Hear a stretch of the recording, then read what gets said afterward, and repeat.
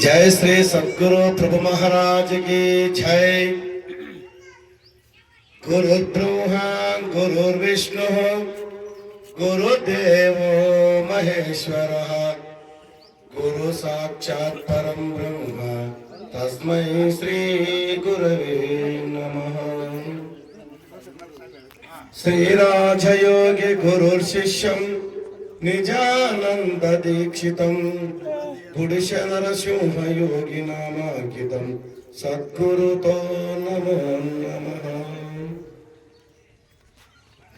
వేదిక పైన సర్వాధ్యక్ష స్థానాన్ని అలంకరించినటువంటి మద్గురువర్యులు నిజానంద గుడిశ నరసింహరాజయోగి పాదపద్మములకు ద్వాదశాష్టాంగ నమస్కారం అర్పిస్తూ మాతృమూర్తి ఆదర్శమాంబ మీనాక్షమాంబ పాదములకు అదే మాదిరిగా మా అగ్రజులైనటువంటి సుగ్రేశయ్య గారి పాదపద్మములకు వేదిక పైన ఆసినటువంటి ఉపాధ్యక్షులు అలాగే పెద్దలు గురువులందరికీ కూడా ద్వాదశి సాష్టాంగ నమస్కారం అర్పిస్తూ వేదిక ముందు ఆసినటువంటి సోదర సోదరి మనమందరూ కూడా ఆ యొక్క ద్వాదశి వందనము తెలుపుతూ నాకు ఇచ్చిన అవకాశాన్ని పెద్దల ఆదేశించిన మేరకు రెండు విషయాల్ని నేను ముందు వివరిస్తా.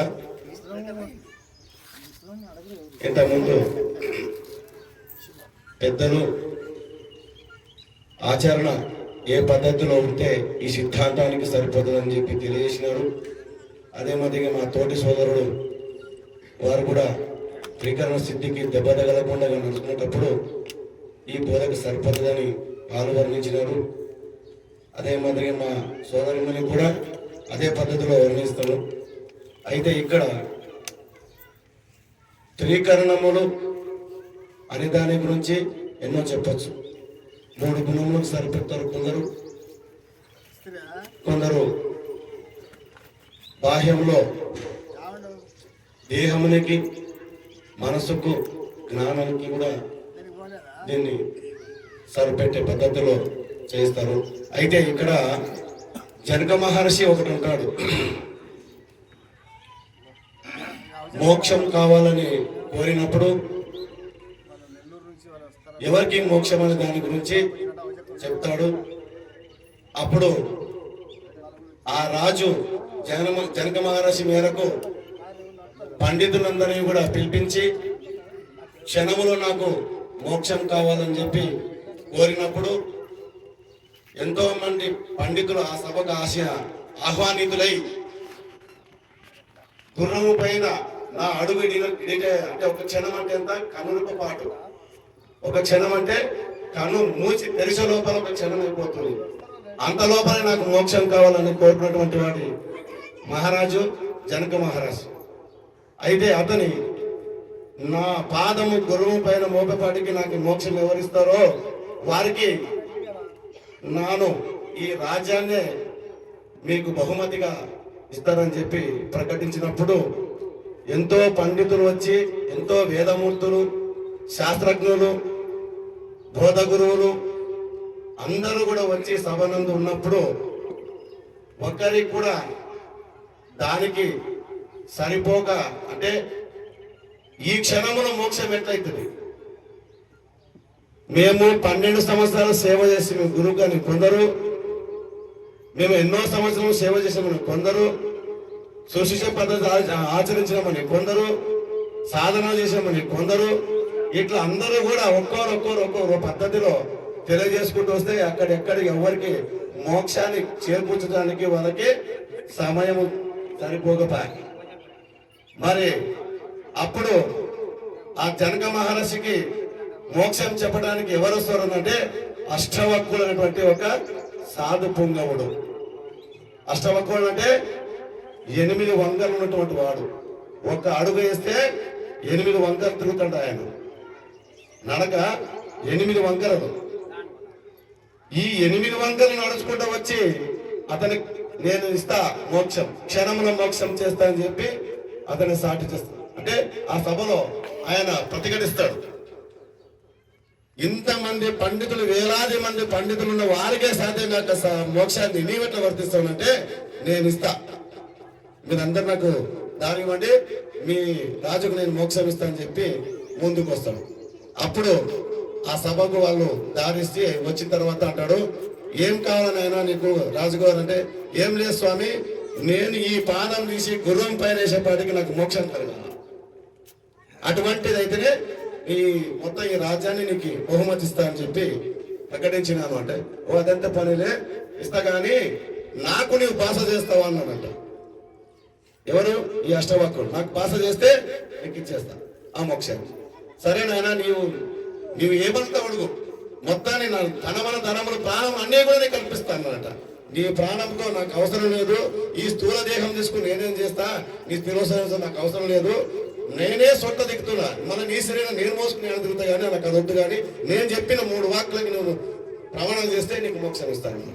సరే చెప్పు, నీవు నాకు మన ధనములు, ఈ 3, తనం అంటే శరీరము, మన అంటే మనస్సు, ధనం అంటే జ్ఞానము, ఈ 3 నాకు ఇస్తే నీకు మోక్షం ఇస్తాను అంట. సరేనా ఇస్తా అయ్యి అన్నాడు. ఇప్పుడు అడుగు అన్నాడంట. ఇప్పుడు అడుగు మోక్షం ఇస్తాను. శరీరము పాయ, మనసు పాయ, తెలుసుకుని తెలివి పాయ. ఎవరికి కావాలి ఇప్పుడు మోక్షం? అడుగు, మోక్షం ఇస్తా అంటాడట గురువు. ఆయన లేడు. ఏమైనా రాజు అంటే ఏం లేదు, ఇంక విషయంటే పాయనట ఆయన. ఎవరు? అష్టవక్రుడు గుహలకు వెళ్ళిపోయినట. అప్పుడు వచ్చినటువంటి పండితులు, శాస్త్రజ్ఞులు, పెద్ద పెద్ద మేధావులు, వేదాంతులు, వేదాంతాలని అవగాహన చేసుకుని వడపసిన 18 పురాణాలు, అష్టాదశ శాస్త్రాలు అన్నీ కూడా వడగాసినటువంటి పండితులు కూడా శాతగానట్లు. ఏం రాజా ఏమంటే ఇంకేమి ఉంటాడు, పోయిందంతా. ఎక్కడ పోయింది? వాడు తీసుకుపోయింది ఎవడు? అష్టవక్రుడు. ఈ శరీరములు, మన ధనములు ఏవైతే 3 ఉన్నాయో ఆ 3 ఎప్పుడైతే గురువుకు అర్పణ చేసినామంటే అవే త్రీకరణ స్థితి, అవే త్రీకరణము. అయితే ఇక్కడ ఎప్పుడైతే గురువు కల్పించినాం కదా, గురువు మనకి ఏమి ఇచ్చినాడు అంటే బాడిగ వస్తువులను ఇచ్చినాడు. మీకు మనకేమిచ్చిన గురువు, ఇది నీవి కాదురా, అవి నావి, నేను నీకు బాడిగ ఇచ్చిన, దీన్ని శుద్ధిగా చేసుకో మంచిగా. ఒక ఇల్లు బాడిగ తీసుకున్నామంటే సహకారి వస్తాడు, ఎప్పుడప్పుడు ఒకసారి నెలకు వస్తారో, 15 రోజులకు వస్తారో, సంవత్సరంకి వస్తారో వచ్చి ఇల్లు బాగా పెట్టుకున్నా లేదు చూసిపోతాడు. బాగుంటున్నా ఉంటున్నా ఇంట్లోనే ఉండు, ఇంకొక సంవత్సరం ఉండు, 2 సంవత్సరాలు ఉండు, లేకపోతే ఇల్లు వదిలేయబ్బా, వద్దు, నువ్వు ఇంకో ఏడాది చూసుకో. ఏం స్వామి అంటే లేదు నాకు సరిపోదు, నువ్వు ఇల్లు ఇడిచిపోమంటాడు. అట్లనే మనము కూడా ఈ గురువు గారి దగ్గర ఈ అద్దె కొంపను తెచ్చుకుని దీంట్లో మనముండి విర్రవీగుతున్నాం. ఏమని? నాది నాది నాది నాది నాది. ఏది నీది? ఏది నీది కాదు. ఇది గురు ప్రసాదం. ఇది నీవు కోరుకోలేదు మీ తల్లిదండ్రులకు నేను జన్మ కావాలని చెప్పి, మీ తల్లిదండ్రులు కూడా కోరుకోలేదు నాకు కొడుకులు, పుత్రులు, పుత్రికలు పుట్టాలని చెప్పి. వారు కూడా మోహమునికే ఉన్నారే కానీ నాకు సంతానం కావాలని ఎవరు కోరుకోలేదు. తదనంతరము కోరుకున్నారు. అది స్థూల శరీరానికి సరిపోతుంది. అయితే ఇది సూక్ష్మంగా తెలుసుకున్నటువంటి ఈ స్థితిని త్రికరణ సిద్ధికి దెబ్బ తగలకుండగా, అంటే తనువున, మనస్సున, వాక్కున ఒకటే చేయాల. మేము ఒకటి చేసి, మనసు ఒకటి ఆలోచన చేసి, జ్ఞానం ఒకటి చెప్పి ఈ పద్ధతులు ఉంటే త్రికరణం కాదు. సోదరుడు అన్నాడు ఏమని? ఎవరు సాక్షి వాళ్ళకే సాక్షి ఇదని. నీ సాక్షి నీకైనప్పటికీ కూడా నీ నడక వలన ఇతరులు గుర్తిస్తారు. నీవెటువంటి వాడో నీ నడక, నీ ఆచరణలో అది గుర్తు తెలుస్తుంది ఇతరులు కూడా. ఆ పద్ధతిలో ఎవరికి చిక్కకుండగా, ఏ దానికి అడ్డుకోకుండా అనుభవాతీతమైనటువంటి ఈ ప్రబోధాన్ని అనుభవిస్తూ ఈ అచల సిద్ధాంతములో, అంటే కదలకుండేటువంటి సూచన చెప్పిన మా తేజమ్మ గారు ఏమని? అచల సిద్ధాంతం అంటే ఏమి? లింగ రూపం కూడా తెలుసుకోవచ్చు, అది కదలదు, దానికి ఆకారం లేదు, అంత సున్నలాగా ఉంటుంది. అది కూడా అచల సిద్ధాంతానికి అంటే ఉపమానానికి సరిపోతుంది కానీ అది అచలం కాదు. ఉపమానానికి అది సరిపోతుంది కానీ అది అచలం కాదు. ఆ పద్ధతిలో మనం ఉండి ఈ సిద్ధాంతానికి వచ్చినటువంటి మనము ఆచరణ నుండి ప్రతి ఒక్కరు కూడా నడిచి ఇంకొకరు నడిపించి మన ఒక్క లాస్ట్ కన్నట్టని చెప్తా. భగవద్కృష్ణ అంటాడు ఏమని?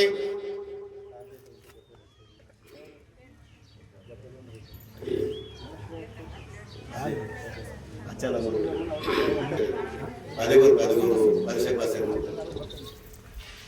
పదుగురు మీరు చూసి పరిచయపరచండి.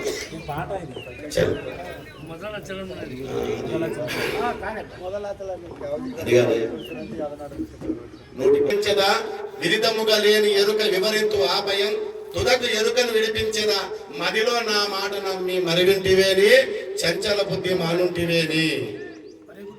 పదిగురు నిన్ను చూసి బలశబాసని ఈ ద్రోవకి ఎదురు లేదు ఇదిగో నేను చేసేదా అంటాడు. ఎవరు చేయాలి ఇప్పుడు? పదిగురు నన్ను చూసి ఇతరులు మేల్కోవాలా, నన్ను చూసి ఇతరులు మేల్కోవాలి. అటువంటి స్థానాన్ని నీకు ఎరిగిస్తా స్వామి తండ్రి. నీవు చంచల బుద్ధి మానుతే, చంచల బుద్ధి అంటే ఏమి? మనకు జడత్వం అనేటువంటి ఒక జన్మ మరణాలు ఉన్నాయి, అవి చంచలము. ఈ జనన మరణాలని భ్రాంతితో ఉన్నటువంటి ఈ మనసుని నిర్మలపరచుకొని ఆ జడతో ఉన్నటువంటి జనన మరణాలు బాబుకొని ఆ పద్ధతిగా మనం ఆచరించినప్పుడే ఈ బోధకి మనం సరిపోతాము. లేకపోతే అంటే అచల సిద్ధాంతం పేరు పెట్టుకోకూడదు, ఆ పేరునే పెరగరాదు.